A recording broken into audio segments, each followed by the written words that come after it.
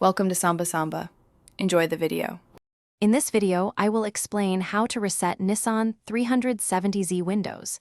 This easy method helps restore automatic window operation if it stops working, often after a battery change or power loss. You can fix issues like windows not fully retracting when opening the door. This quick procedure can save you a trip to the dealership, taking only a few minutes of your time.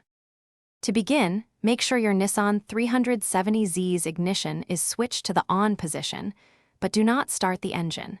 You only need the electrical accessories to be active.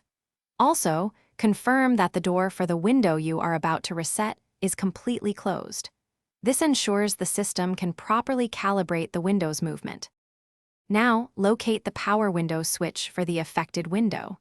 Press the switch all the way down to fully open the window. Once the window is completely lowered, continue to hold the switch in the down position for an additional 5 to 10 seconds. This step allows the window motor to register its fully open position. Next, pull the power window switch all the way up to fully close the window. After the window reaches its completely closed position, continue holding the switch in the up position for another 5 to 10 seconds. Finally, release the switch and test the automatic one-touch up and down functions to confirm the reset is complete. Thanks for watching. Consider subscribing if we helped you.